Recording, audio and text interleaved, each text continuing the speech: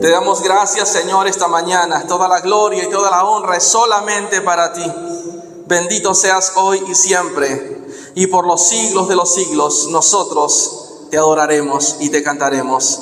Señor, permítenos, Señor, exponer tu palabra y ser bíblico, Señor. Que tu palabra, Señor, sea expuesta con temor y temblor delante de tu iglesia, delante de tu pueblo, aquellos por quienes entregaste a tu único Hijo, Jesucristo. Aquellos que hemos sido convencidos por el Santo Espíritu de Dios, justicia, juicio y pecado, y traídos a la salvación. Gracias te damos, Señor, en el nombre de Jesús. ¿Y cuántos dicen amén? Amén. Amén. Gloria al Señor. Dele la gloria.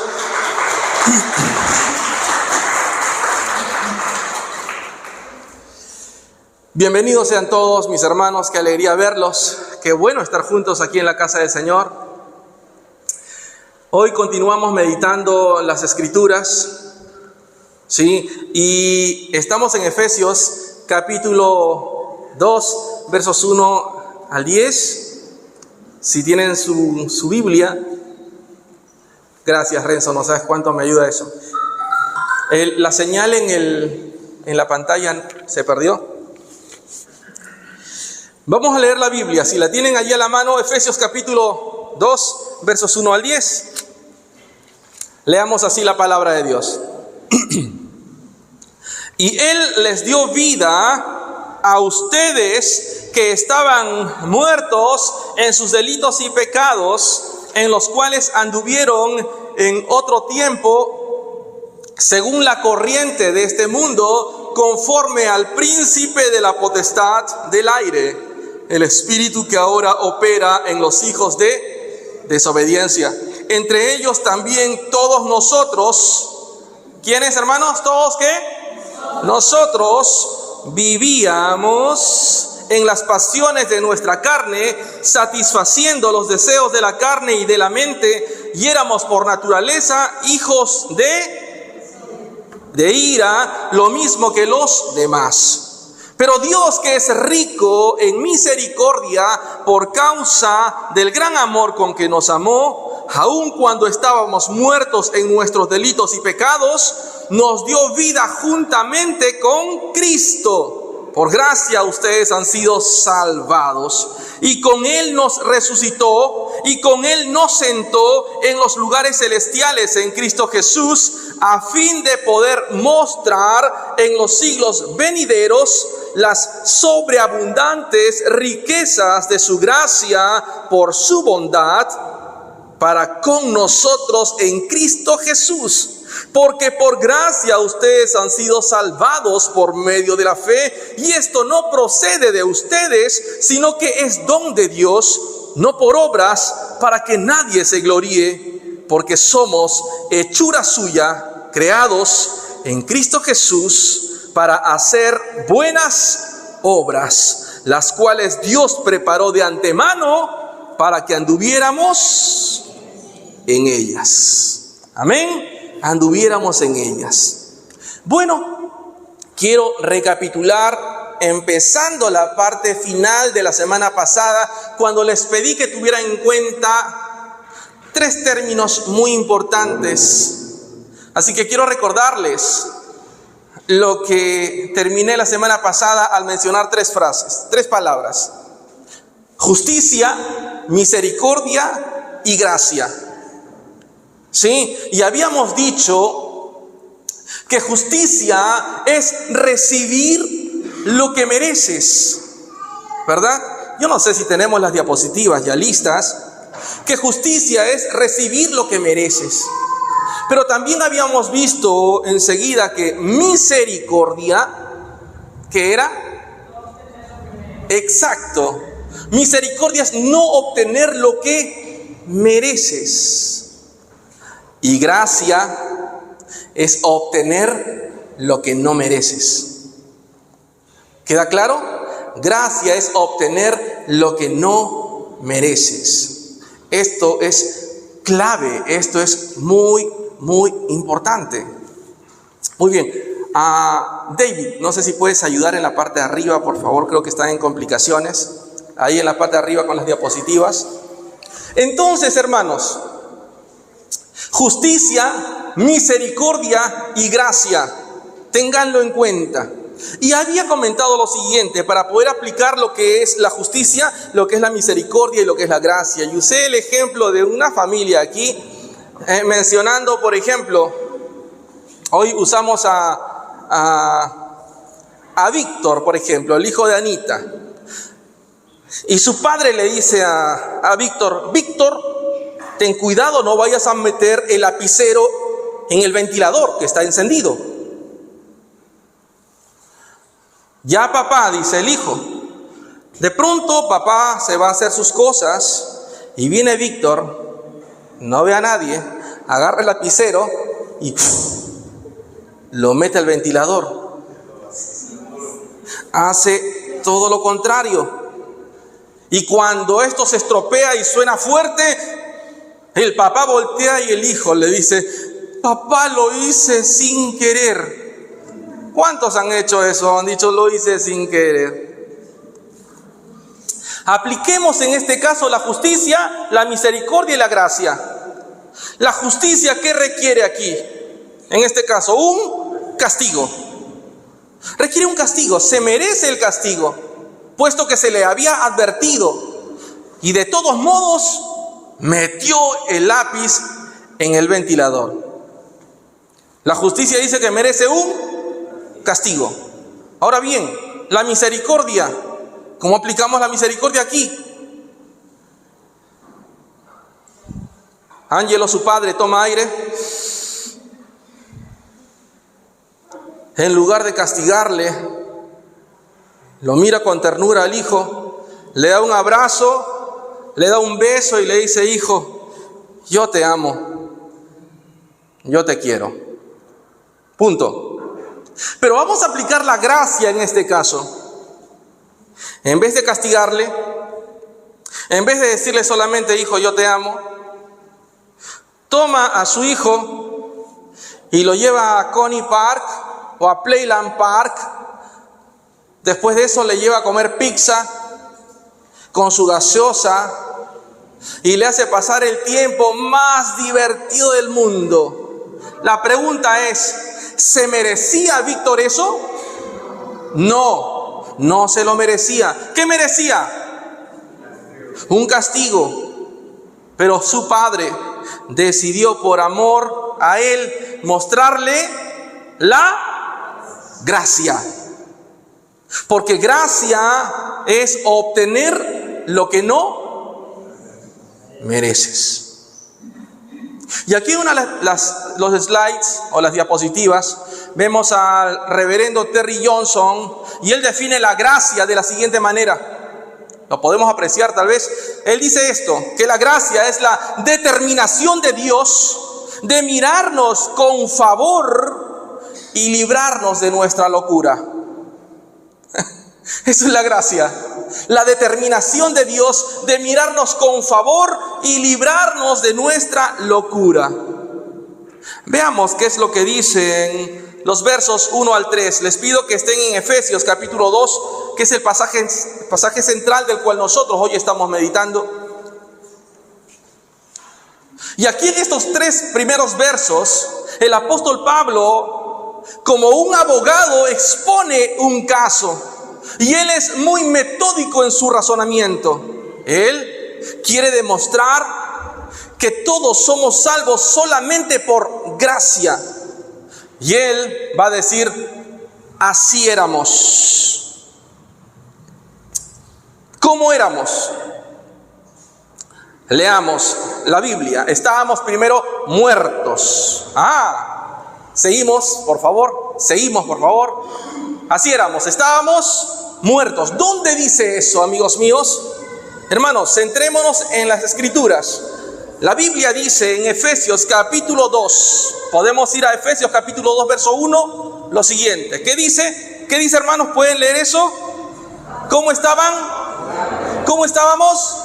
Muertos en sus delitos y pecados, El siguiente verso va a decir: en los cuales anduvieron en otro tiempo según la corriente de este mundo, conforme al príncipe de la potestad del aire, el espíritu que ahora opera en los hijos de desobediencia. Entonces, hermanos, Pablo empieza afirmando que toda persona está en condición de muerte espiritual. Todos, sin excepción, hemos nacido en pecado. Todos. Es decir, no tenemos capacidad para responder a Dios. Y esto es importante que lo tengamos en cuenta. Es importante que nosotros nos demos cuenta de esto al leer las Escrituras, para que reconozcamos con humildad delante de Dios que no hay mérito propio en la salvación. No hay ninguno. Porque el ser humano, al estar muerto en sus pecados y delitos, no tiene capacidad para responder a Dios, menos para buscarle. ¿Quieren verlo? Romanos capítulo 3, versos 10 y 11 dicen lo siguiente: como está escrito, ¿qué dice? No hay justo ni aún uno. No hay quien entienda. Ojo, no hay quien busque a Dios. ¿Por qué? ¿Por qué? Porque todos se desviaron. Dice la Biblia, a una se hicieron inútiles. Es decir, no teníamos la facultad, la capacidad de poder buscar o hallar a Dios. No hay quien haga lo bueno, no hay ni siquiera uno. Amados hermanos, no tenemos ninguna justicia propia. No la hay. No tenemos oídos espirituales, o no los teníamos. No teníamos ojos espirituales, y no queríamos someter nuestra voluntad a Dios por cuanto estábamos muertos. Y las Escrituras nos describen cómo éramos antes de la salvación. Las Escrituras claramente exponen la condición en la que tú y yo estábamos antes de la salvación. Juan 8:34 describe el primer estado, o la primera condición o manera. Juan 8:34 nos dice que nosotros éramos esclavos del pecado. Estas son las tres maneras. Es como la Biblia describe al hombre antes de la salvación: como esclavos del pecado, como ciegos completamente, y como incapaces de venir a Dios a menos que el Espíritu Santo nos atraiga a Él. Así es, esclavos. Juan 8:34 lo manifiesta claramente. Dice así la Biblia en Juan 8:34: Jesús les respondió. ¿Cómo les respondió? En verdad les digo que todo el que comete pecado, esclavo es del pecado. Y nosotros, dice la Biblia, nacimos en pecado. Por lo tanto, éramos esclavos del pecado. De esa forma es que Dios nos encontró. Pero no solo en esclavitud, sino también en ceguera. La Biblia dice claramente en 1 Corintios 2:14 lo siguiente: pero el hombre natural no acepta las cosas que son del Espíritu de Dios, porque para él son necedad, y no las puede entender, porque son cosas que se disciernen espiritualmente. El hombre sin Dios está ciego. El hombre sin Dios no puede entender o discernir las cosas que tienen que ver con la palabra del Señor. Pero no solo eso, sino que la Biblia dice que antes de la salvación no solo éramos esclavos del pecado, no solo éramos ciegos completamente, sino que también la Biblia manifiesta que nuestra condición era de incapacidad, que nosotros no podíamos ir a Dios por cuenta propia. ¿Sabe, hermano? Es importante que nosotros tengamos en cuenta y tengamos eso muy claro. Toda aquella persona que dice No, yo decidí buscar al Señor. Yo creo que en una ignorancia noble está siendo arrogante. Porque es imposible que una persona sin Cristo lo busque a Él si es que el Espíritu Santo de Dios no lo atrae a Él. ¿Quieren verlo? Esto está en la palabra del Señor. Juan 6:34 es el respaldo para manifestar lo siguiente, para decir que nadie puede buscar a Dios, que todos sin el Señor somos incapaces. La Biblia en Juan 6:34 afirma lo siguiente: el Señor Jesucristo dijo esto: nadie puede venir a mí si no lo trae Él, ¿quién? El Padre que me envió. Nadie puede ir a Jesús si no lo ha llamado primero, ¿quién? Dios el Padre. Dios el Padre. Y dice la Biblia finalmente: y yo lo resucitaré en el día final. Amigos míos, hermanos, ruego a Dios en oración que sea el Espíritu Santo convenciendo nuestras vidas y dándonos luz para reconocer si realmente somos salvos, porque puede ser que no tengamos certeza o seguridad, o tal vez tengamos una seguridad falsa de la salvación. Ruego a Dios que sea el Espíritu Santo convenciendo a aquellas personas que aún no son salvas, que vengan corriendo a la cruz y reconozcan al Señor como su Salvador y Señor. Pero sabe una cosa, si eso pasa es porque el Padre, nuestro Dios, te llamó y el Espíritu Santo empezó a traer convicción a tu vida, convicción de pecado, y corres a Él. Estábamos prisioneros de nuestro deseo pecaminoso. En la Reina Valera habla de transgresión, y transgresiones significa actos de pecado. Y la palabra pecado, discipulado número 1, es errar en el blanco. Romanos capítulo 3, versos 22 y 23 dicen lo siguiente: porque no hay distinción o diferencia entre judío y gentil, por cuanto todos pecaron y están destituidos o no alcanzan la gloria de Dios. ¿Se dan cuenta? Es imposible que una persona que no tiene a Cristo por cuenta propia alcance la gloria de Dios. No podemos, a no ser que Dios el Padre toque la puerta del corazón y te llame. Ojo, he dicho y te llame. Pero ese llamativo, esa llamada de Dios, ojo, es un imperativo. Porque a los que Dios llamó, a estos escogió, a estos tomó. No hay forma que el ser humano pueda decirle no a Dios cuando Él ya lo ha llamado, hermanos. Es por eso que es maravillosa esa gracia que Él nos ha dado.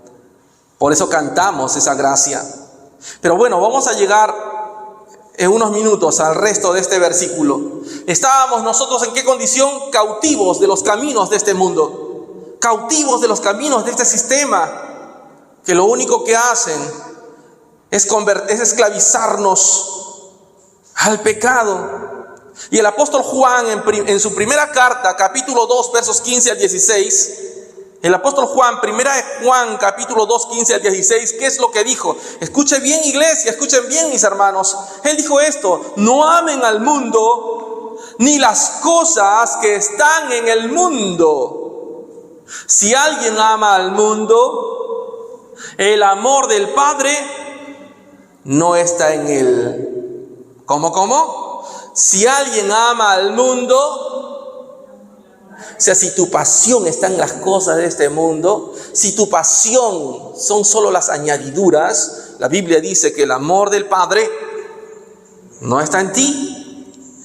¿Por qué? Verso 16: porque todo lo que hay en el mundo, ¿qué cosas hay en el mundo? La pasión de la carne, la pasión de los ojos y la arrogancia de la vida no proviene del Padre, sino ¿de quién proviene? Del mundo. Del mundo. ¿Por qué hay tanto pecado sexual? ¿Por qué hay tantos matrimonios disueltos? ¿Por qué hay tanta infidelidad? ¿Por qué hay tanta desobediencia? ¿Por qué hay tanto consumismo? Porque amamos el mundo. Amamos el mundo. Tales como la pasión de la carne, la pasión de los ojos y la arrogancia de la vida.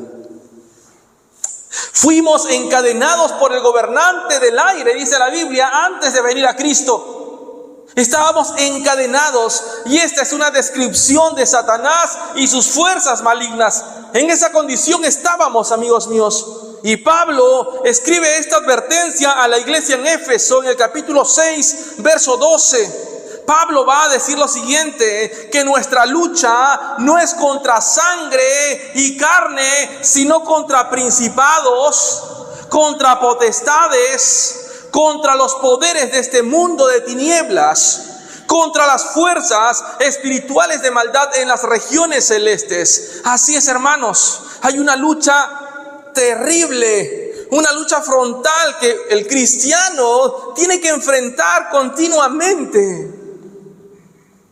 Así que si eso no está pasando en la vida del cristiano, lo más probable es que estamos amando al mundo. No, hermanos, no estábamos casi muertos. Estábamos muertos. La muerte espiritual se generalizó a raíz del pecado de nuestros primeros padres. Como escribió Ezequiel en la profecía, éramos huesos secos.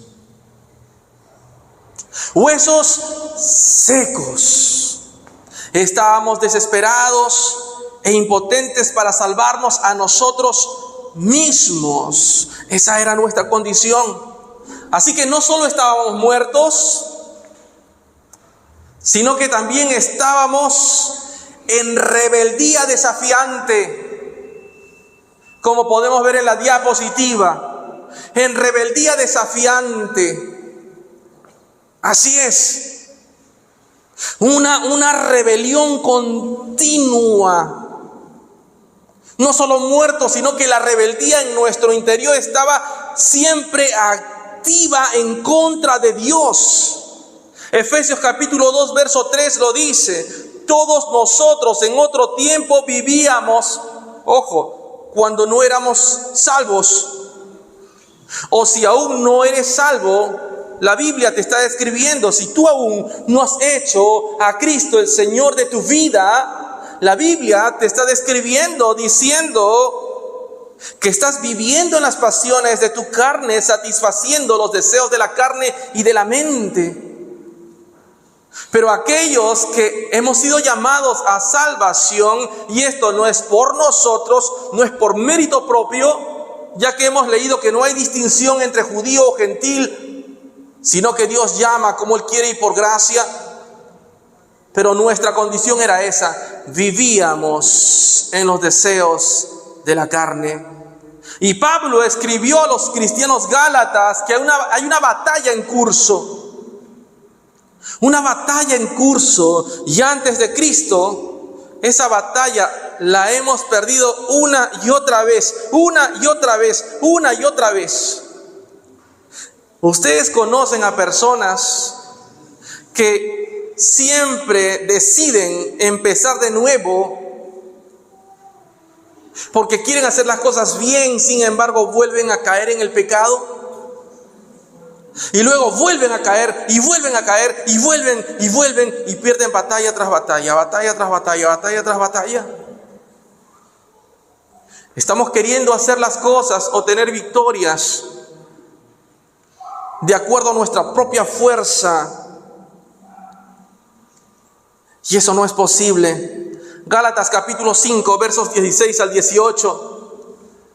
El apóstol Pablo le va a decir esto a la iglesia. Digo pues, anden por el Espíritu y no cumplirán el deseo de la carne. Si andan en el Espíritu, entonces van a no van a cumplir el deseo de la carne. ¿Por qué? Porque el deseo de la carne, dice la Biblia, es contra el espíritu, y el del espíritu es contra la carne, pues estos se oponen el uno al otro. El uno al otro. De manera que ustedes no pueden hacer lo que deseen. Pero si son guiados por el Espíritu de Dios, entonces ya no están bajo la ley. Hermanos, la frase vivir, como hemos leído, vivir entre significa caminar con. Caminar con. Ahora, esta rebelión, hermanos, en contra de Dios, escuchen bien, esta rebelión manifiesta en contra de Dios del hombre, no es solamente una actitud, no lo es, sino es la disposición continua de su alma. Siempre es así. El hombre sin Dios no es que tenga una actitud de rechazo hacia Dios, lo que tiene es una disposición del corazón continua, permanente, hermanos, hacia Dios. Jesús lo describió de esta manera en Juan capítulo 3, versos 19 y 20. Así lo describió Jesucristo. Y este es el juicio, que la luz vino al mundo y los hombres amaron más las tinieblas que la luz, pues sus acciones eran malas.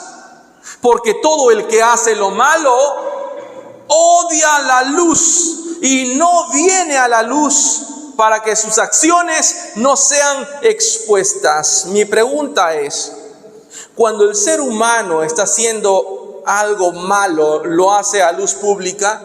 Cuando ese hombre quiere engañar a su esposa, ¿lo hace públicamente o lo hace de forma clandestina, oculta, en la oscuridad, en la penumbra? Tal vez no te ve tu esposa o no te ve tu esposo, pero sabes una cosa, ante Dios todos estamos descubiertos y no hay nada que podamos nosotros ocultar a Dios. Y un día, dice la Biblia, rendiremos cuentas delante de Dios y no hay nada que podamos justificar u ocultar. Al describir entonces el apóstol Pablo a los extranjeros, a los gentiles, a los que no eran judíos, en el capítulo 4 de Efesios, Pablo va a dejar en claro que antes de Cristo nuestros corazones son duros hacia su amor, hacia su misericordia y hacia su gracia. Duros, hermanos, duros. Eso lo dice la Biblia. Mire, Efesios 4:18 describe el corazón de las personas que no tienen a Cristo. Y lo dice de esta manera. Ellos tienen entenebrecido. ¿Qué es entenebrecido? Entenebrecido, oscurecido. Ellos tienen oscurecido su entendimiento. Por lo tanto, están excluidos de la vida de Dios por causa de dos cosas. Por causa de la ignorancia que hay en ellos, por la dureza de su corazón. Esa es la condición. Así que no solo estábamos en esa situación de muerte, no solo estábamos en rebeldía frontal y desafiante contra Dios, sino que también la Biblia dice que aquellos que no han hecho de Jesucristo su Señor y Salvador están en condenación. Yo sé, hermanos míos, que el mensaje de Dios es el mensaje del amor, pero jamás nosotros valoraremos realmente lo que es el amor de Dios si no entendemos lo que es la condición del ser humano sin Dios, sin Cristo. ¿Sabe una cosa? Cuando al ser humano se le habla solamente sobre el amor de Dios, corremos el riesgo de que ellos crezcan en una falsa certeza o falsa seguridad de su salvación. El hombre necesita saber y conocer cuál es su estado antes de reconocerlo como su Señor y Salvador, antes de reconocer lo que Él realmente ha hecho. Así que estábamos muertos, estábamos en rebeldía desafiante, pero también dice la Biblia que estábamos, ojo, sin Cristo. Aquella persona que está sin Cristo, dice la Biblia que está condenado. Entonces urge que nosotros como iglesia vayamos y prediquemos el Evangelio. Hablemos con la gente de Cristo, que ellos conozcan el mensaje de salvación. Porque aquellos que a Cristo no tienen como Señor, dice la Biblia, no lo digo yo, no lo decimos nosotros, dice la Biblia que están condenados. Y Pablo no puede ser más claro cuando en Efesios capítulo 2, verso 3 va a decir lo siguiente: que éramos por naturaleza hijos de ira, lo mismo que los demás. Es decir, la ira de Dios está sobre el hombre que ha rechazado a Dios, sobre el hombre que no tiene a Cristo como su Señor. Estábamos condenados y el juicio se acerca, y debido a nuestro pecado, debido a nuestra rebelión, merecíamos toda la ira justa de Dios. El reverendo James Montgomery Boyce va a hacer una alusión respecto a esto, que creo yo debemos recordar para tener en cuenta para nuestro propio juicio. Y él menciona las Escrituras haciendo uso de algunas parábolas, diciendo que habrá un día de juicio final para todas las personas. Porque eso es así, hermanos. Habrá un día de juicio final para todas las personas. No hay nadie aquí en esta sala que se va a exonerar de eso. Todos, sin excepción, pasaremos por ello. Y Mateo registra 3 parábolas que Jesús cuenta para tratar de hacer entender a las multitudes que el juicio se acercaba. Y Mateo va a contar la parábola que ustedes y yo hemos leído infinidad de veces, seguramente, respecto a las 10 vírgenes que esperan al esposo. La Biblia cuenta en Mateo 25 que 5 de ellas traen aceite para sus lámparas y 5 no. El novio tarda en llegar y 5 de ellas se duermen. ¿Quiénes se duermen? Las que no tenían aceite. ¿Quiénes son los que se duermen? ¿Los que no tienen? Dile a que está a tu lado, no te duermas entonces, hermano.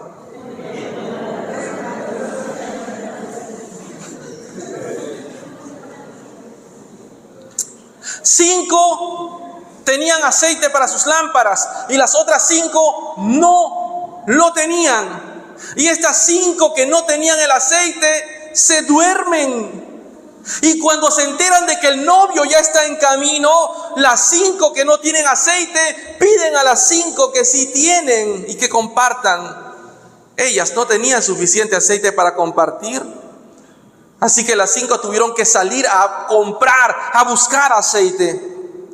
Mientras tanto, la parábola cuenta y cita que el novio llegó cuando ellas estaban afuera. Entonces el novio entró al banquete y cerraron la puerta. Y cuando las otras 5 llegaron, por más que tocaron la puerta, no las dejaron entrar. Ellas se quedaron fuera. El reverendo Montgomery Boyce comenta entonces también la parábola del amo que se va de viaje y reúne a sus criados y a cada uno de ellos les da bolsas de oro. A estos 3 criados, 2 de ellos, dice la Biblia, que invirtieron el oro que obtuvieron, el oro que recibieron, y obtuvieron ganancias. Pero el tercer siervo solo se limitó a enterrar su oro hasta que él regresara. Cuando Jesús regrese, hermanos, Él y los ángeles separarán las ovejas de las cabras. Y ya quisiera, hermanos, con todo corazón lo digo, que nuestra iglesia estuviera toda ella compuesta de ovejas, pero me temo que entre nosotros no solo hay ovejas, sino también hay cabritas. Y si la palabra o el mensaje de hoy, a través del Espíritu Santo, conmueve y toca nuestros corazones y nos lleva a la conversión, doy gloria a Dios por ello. Pero la Biblia claramente dice que esto va a pasar y a las ovejas se les dará la bienvenida a la presencia del Señor. Como dijo Jesucristo en Mateo capítulo 25, versos 35 y 36. Él dijo lo siguiente, Jesucristo: porque tuve hambre y ustedes me dieron de comer, tuve sed y me dieron de beber, fui extranjero y me recibieron, estaba desnudo y me vistieron, enfermo y me visitaron, en la cárcel y vinieron a mí. El juicio se basará también en nuestras buenas obras o en la falta de ellas, hermanos. Recuerda que no nos salvamos por nuestras buenas obras. Ojo, no nos salvamos por nuestras buenas obras, sino que la verdadera salvación debe llevar siempre a las buenas obras. Amén, hermanos. Esto es así. Lo vemos en la palabra de Dios. El apóstol Santiago, capítulo 2, versos 14 al 16, va a decir lo siguiente: ¿de qué sirve, hermanos míos, si alguien dice que tiene fe pero no tiene obras? ¿Acaso puede esa fe salvarlo? Si un hermano o una hermana no tienen ropa y carecen del sustento diario, y uno de ustedes le dice: vayan en paz, caliéntense y sáciense, pero no les dan lo necesario para su cuerpo, ¿de qué sirve? Hermanos míos, ninguna de nuestras excusas tendrá peso moral delante de Dios, ninguna.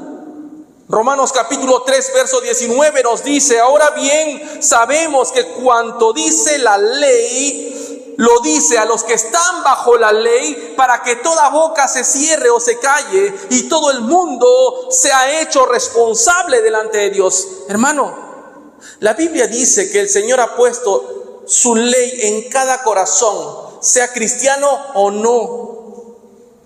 Es decir, el hombre sabe lo que está mal y lo que está bien. Es por esa razón que ningún ser humano en esta tierra va a tener justificación el día que Él venga por su iglesia. Las 5 vírgenes se quedaron sin aceite, no estaban preparadas. El siervo que no invirtió le dijo al amo en Mateo 25, versos 24 al 25, lo siguiente: pero llegando también el que había recibido un talento, dijo: Señor, yo sabía que usted es un hombre duro, que ciega donde no sembró y recoge donde no esparcido, y tuve miedo y fui y escondí su talento en la tierra. Mire, aquí está lo que es suyo. Los cabritos, dice la Biblia, preguntarán en Mateo capítulo 25, verso 44. He dicho los cabritos, no las ovejas. Los cabritos dirán: Señor, ¿cuándo te vimos hambriento o sediento o como extranjero o desnudo, enfermo o en la cárcel y no te servimos? Él entonces les responderá: en verdad les digo que en cuanto ustedes no lo hicieron a uno de los más pequeños de estos, tampoco a mí lo hicieron. Estos irán, ¿a dónde dice la Biblia? Al castigo eterno, pero los justos a la vida eterna. Hermanos míos, muchos ese día recién se darán cuenta que estaban condenados. Recién. Porque hay personas que en los finales de los tiempos creerán que son salvos. Es por eso que debo temer a Dios al predicar lo que estoy predicando, hermanos. No estamos aquí para endulzar solamente el oído de la gente. Tenemos que predicar el consejo, todo el consejo de Dios. Y la Biblia dice que un día, seguramente muchos se sorprenderán y quedarán boquiabiertos ante ese desenlace cuando el Señor les diga: apártate de mí, porque yo no te conozco. No te conozco. El apóstol Pedro, en su segunda carta, capítulo 1, verso 10, así que, hermanos, sean cada vez más diligentes para hacer firme su llamado y elección de parte de Dios. Te pregunto ahora, ¿quién te llamó y eligió? ¿Qué dice tu Biblia? ¿Quién eligió seguir a Cristo? ¿Qué dice tu Biblia? ¿Tú o es que Dios te eligió? Lo dice la Escritura, hermanos. Pablo escribe entonces a la iglesia de Corinto eso, ¿no? Estábamos muertos, en franca rebeldía, condenados, estábamos desesperados e impotentes para salvarnos a nosotros mismos. Pero ¿sabe qué? Esa es la condición del hombre sin Dios. Algo tenía que pasar, algo tenía que ocurrir, algo tenía que suceder. Y esto que tenía que pasar estaba totalmente fuera de nosotros, fuera del hombre. Porque este rescate o esta salvación era imposible que viniera del interior del hombre. Este cambio de naturaleza era imposible que viniera del interior del hombre. Tenía que venir de afuera, hermanos. Y es así que Efesios capítulo 2, versos 4 al 7 nos dice lo que ya hemos leído. Pero Dios, que es rico en misericordia, por causa del gran amor con que nos amó, aun cuando estábamos muertos en nuestros delitos, nos dio vida juntamente con Cristo. Por gracia ustedes han sido salvados, y con Él nos resucitó, y con Él nos sentó en los lugares celestiales en Cristo Jesús, a fin de poder mostrar en los lugares venideros las sobreabundantes riquezas de su gracia por su bondad para con nosotros en Cristo Jesús. Hermanos, en el contexto de la muerte, en el contexto de la rebelión y la perdición, Dios hizo algo incomparable. Incomparable. ¿Saben qué es lo que hizo? Nos salvó, nos rescató. ¿Por qué? Dice la Biblia, por su gran amor con que nos amó. Juan 3:16, porque de tal manera que ha dado para que todo aquel no se pierda, mas tenga vida eterna. ¿Cuántos dicen amén? Gloria a Dios.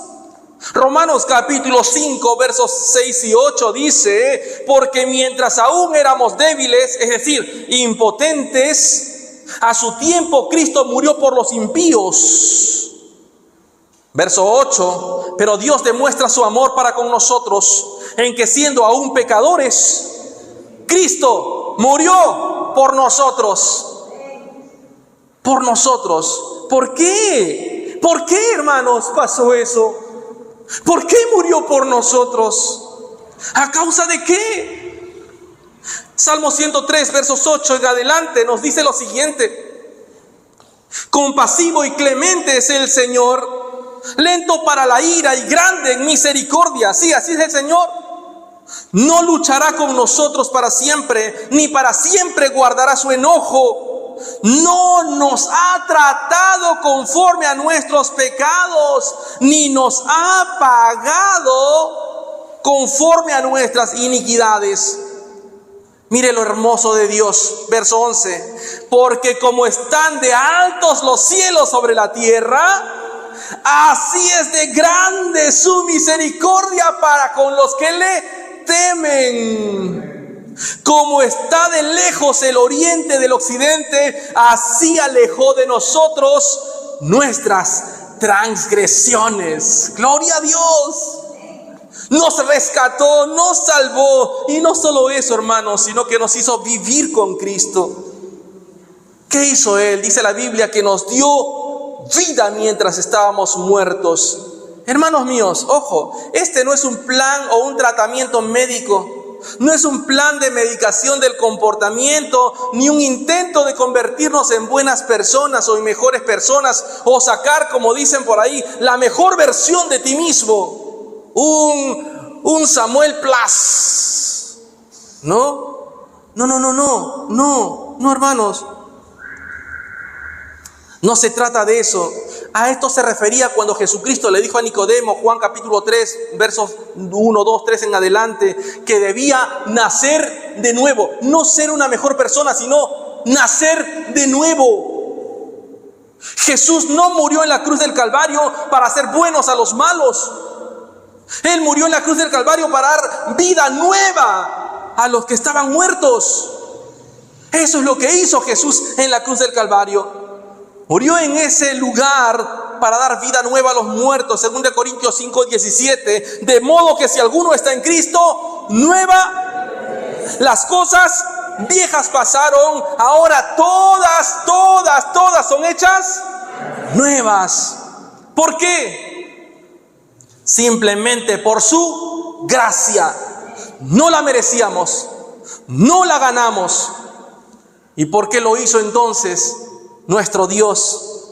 Para mostrar a los humanos una parte de su carácter, su bondad expresada a través de la gracia, de su gracia.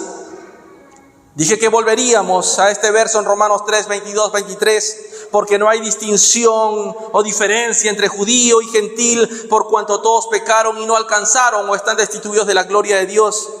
El verso 24 dice así, Romanos 3, 24, todos son justificados con un módico pago. ¿Dice eso la Biblia? ¿Cómo dice? Todos son justificados gratuitamente por su gracia, por medio de la redención, el rescate que es en Cristo Jesús. Y el teólogo y comentarista bíblico Luis Berkhoff va a decir lo siguiente respecto a la gracia. La va a definir de esta manera: la gracia como la bondad inmerecida de Dios hacia aquellos que la han perdido y están por naturaleza bajo condena, bajo sentencia de condenación. Eso es la gracia. Esto es, hermanos, sobre lo que Pablo estaba escribiendo en el capítulo 1 de Efesios. Dios es el que inició nuestra salvación. Dios inició todo ello solamente por gracia. No lo hiciste tú, no lo hice yo, Dios lo hizo. Y el gran teólogo Jonathan Edwards va a decir lo siguiente respecto a la gracia de Dios: tú no contribuyes nada a tu salvación excepto el pecado que la hace necesaria. Es decir, que lo único que contribuimos para la salvación de Dios para nosotros, por gracia, lo único que tú y yo hemos contribuido es nuestro pecado. Nos hizo vivir con Él. Dice la Biblia que nos sentó con Cristo.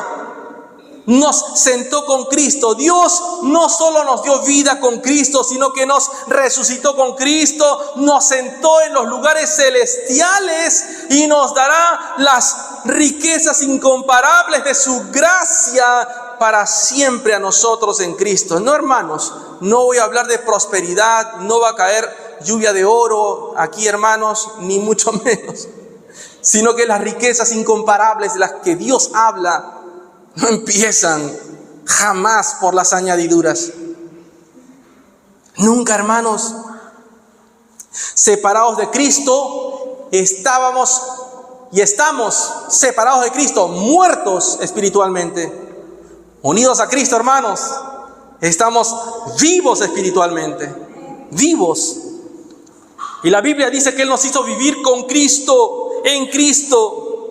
De esta manera, o de ese pasaje, es donde aprendemos nosotros la palabra sincronizar. ¿Cuántos de ustedes tienen, por ejemplo, algún aparato sincronizado en casa? De pronto tienes sincronizado tu celular con tu equipo de sonido, o tu celular con tu laptop, o con tu computadora. De modo tal que cuando tú llegas, simplemente desde tu celular mandas una orden y tu equipo, como está sincronizado, va a hacer lo que tu celular está mandando. Sincronizado. Hermanos, usted y yo hemos sido sincronizados ahora ¿con quién? Con Cristo. Porque la vida de Cristo, hermanos, escúchame bien, esto es poderoso. La vida de Cristo se convirtió ahora en nuestra vida. En nuestra vida. La Biblia dice que nos resucitó con Cristo. La unión con Cristo significa que no solo somos vivificados en Él, sino que hemos resucitado juntamente con Él. Esto es increíble. Y digo increíble porque aunque le escupimos en la cara, aunque cometimos traición cósmica, Dios no solo realiza, ¿cómo le llaman los médicos? A la reanimación espiritual o física, ¿cómo le llaman? RCP. Dios, así como el médico, no le hace RCP al paciente cuando está muriendo. Nuestro buen Dios en Cristo hizo un RCP espiritual, hermanos, y nos trajo a la vida. Dios no solo hizo reanimación espiritual en nosotros y nos revive, sino que nos da a nosotros el mismo poder de resurrección que resucitó a Cristo de entre los muertos, hermanos. La Biblia dice en Romanos capítulo 6, verso 3, ¿o no saben ustedes que todos los que hemos sido bautizados en Cristo Jesús hemos sido bautizados en su muerte? Por tanto, hemos sido sepultados con Él por medio del bautismo para muerte, a fin de que como Cristo resucitó de entre los muertos por la gloria del Padre, así también nosotros andemos en novedad de vida o vida nueva. Porque si hemos sido unidos a Cristo en la semejanza de su muerte, ciertamente lo seremos también en la semejanza de su resurrección, hermanos. ¡Gloria a Dios! Ahora, hermanos míos, tenemos el poder de la resurrección sobre la culpa, sobre la vergüenza y sobre la condenación. Ya no hay por qué cargar con culpa, con vergüenza, con condenación, porque el Señor nos ha hecho partícipes de lo que Él ha vivido. Cuando Cristo murió en la cruz, nosotros morimos con Él. Cuando Él resucitó de la tumba, nosotros fuimos resucitados. Pero esperen, hermanos, es como esos infocomerciales en la televisión, ¿no? Telemercado y cosas por el estilo, donde te dicen, pero espera, hay más. La Biblia dice que Dios nos ha sentado con Cristo en los lugares celestiales. ¿Ustedes han pensado qué significa eso? Ojo, a los hijos de Dios, ¿ustedes saben qué significa lo que dice el apóstol Pablo, que ahora nos ha sentado con Cristo en los lugares celestiales? Hermanos, esto no significa cielo. Dice que una vez que tú has venido al Señor, ¿Él qué ha hecho? ¿Te ha sentado dónde? En los lugares celestiales. Eso no es cielo. Eso no es el cielo. Lo que está haciendo el Señor al decirte esto es que te está haciendo partícipe de realidades espirituales. Así que el creyente no solo queda muerto para el pecado y vivo para la justicia de Dios a través de la resurrección de Cristo, sino que dice la Biblia que ahora somos partícipes, ya que nos ha sentado en estos lugares. ¿Qué quiere decir ello? ¿Qué quiere decir que nos ha sentado en los lugares celestiales? Que ahora tú y yo podemos disfrutar de la exaltación de nuestro Señor y participar de su gloria preeminente. Lugares celestiales, realidades espirituales. ¿Con qué tiene que ver? Tiene que ver con el dominio sobrenatural donde Dios reina. Donde Dios reina. Ahora pregunto, ¿a quién Dios le da ese dominio sobrenatural donde Dios reina? ¿A quién Dios le da eso? Vaya a la Biblia, Efesios capítulo 3. Efesios capítulo 3, verso 10. Nos ha sentado en los lugares celestiales. Efesios capítulo 3, verso 10 dice esto. De este modo, la infinita sabiduría de Dios puede ser dada a conocer ahora por medio de ¿quién? ¿De quién? De la iglesia. ¿A quiénes? A los principados y potestades en los lugares celestiales. ¿A quién Dios le ha dado para que dé a conocer su infinita sabiduría? A la iglesia. A la iglesia. Hermanos, se refiere entonces claramente a la esfera espiritual donde Satanás también tiene dominio temporal o tiene mando temporal. Efesios 6:12 lo hemos leído hace rato. Porque nuestra lucha no es contra sangre y carne, sino contra principados, potestades, contra los poderes de este mundo de tinieblas, contra las fuerzas espirituales de maldad en las regiones celestes.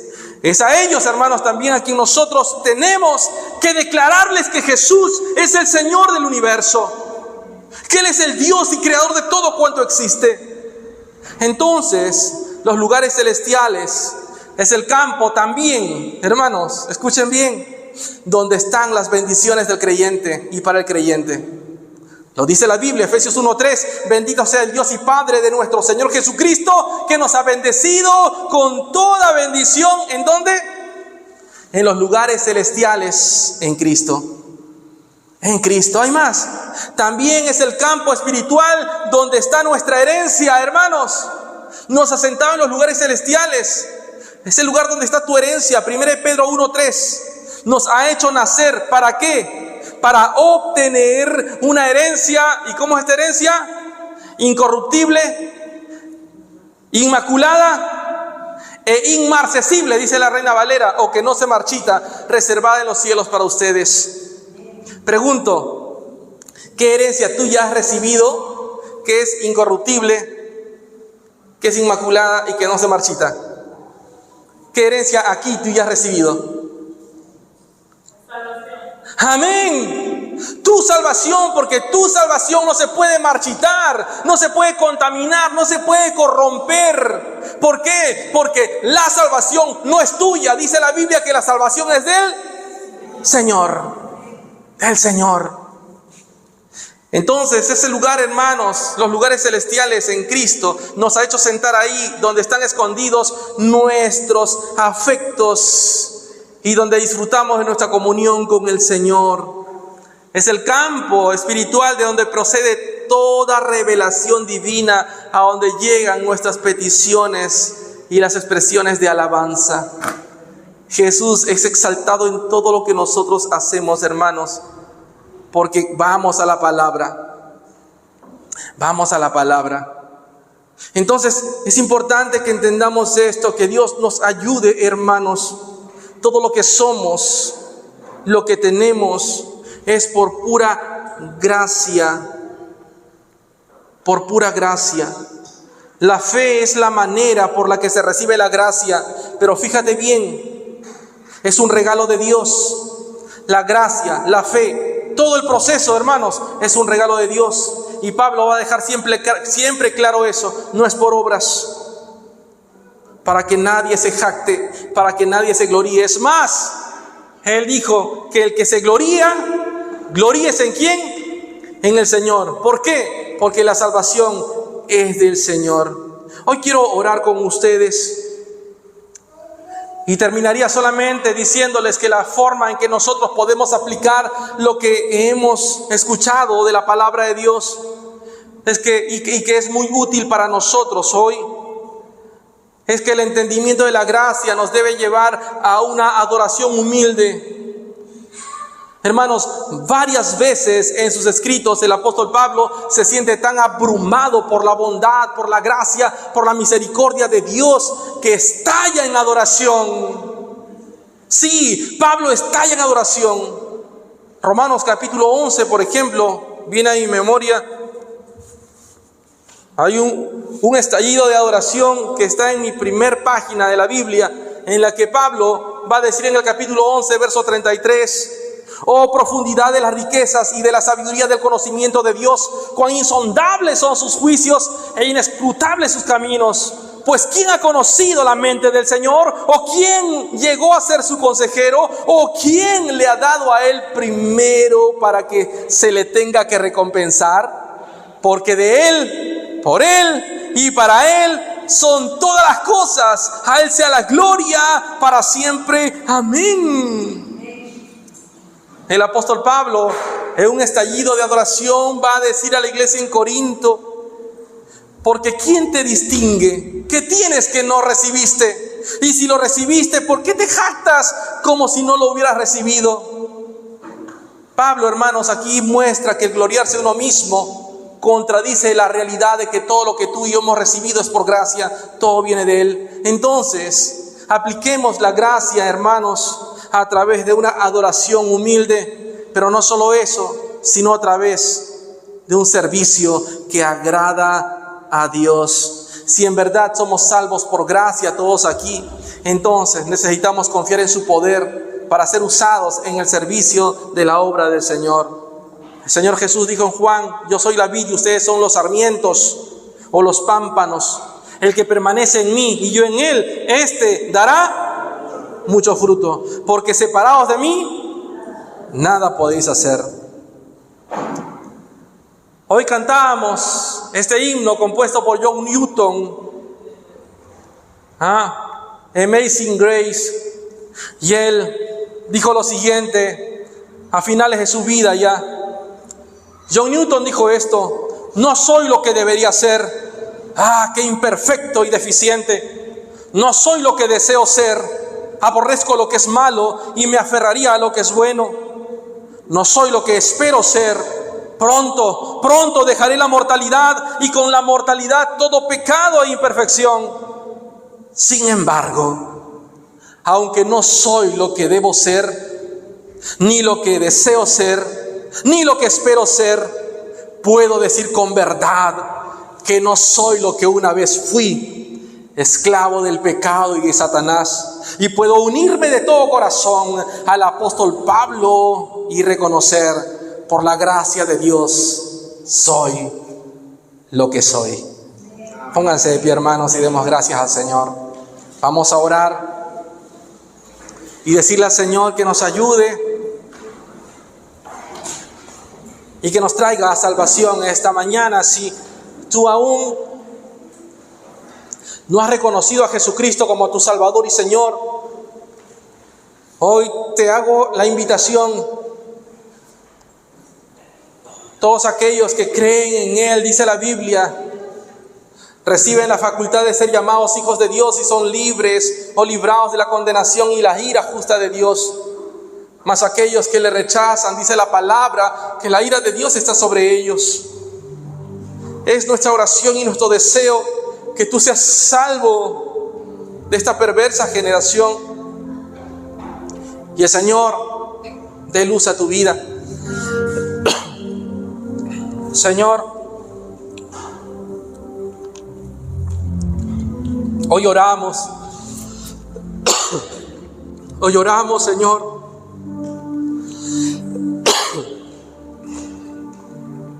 y pedimos misericordia, pedimos gracia, Señor, para hallar el oportuno socorro. Solo tú puedes, oh Dios, traer salvación y vida eterna al corazón del hombre. Tu palabra ha sido expuesta el día de hoy, y fuera de ti tu palabra dice que estamos muertos, encadenados, Señor, que estábamos en franca rebeldía y en condenación.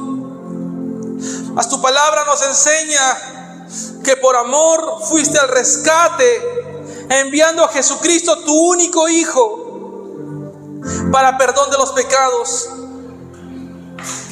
Si el día de hoy entre ustedes hay alguien que reconoce su condición delante de Dios, ahí en su lugar y en sus propias palabras, puede decir: Señor, yo me arrepiento de mis pecados y ahora soy consciente de que no hay forma alguna de que alcance la salvación, porque esta es una obra única y exclusivamente tuya.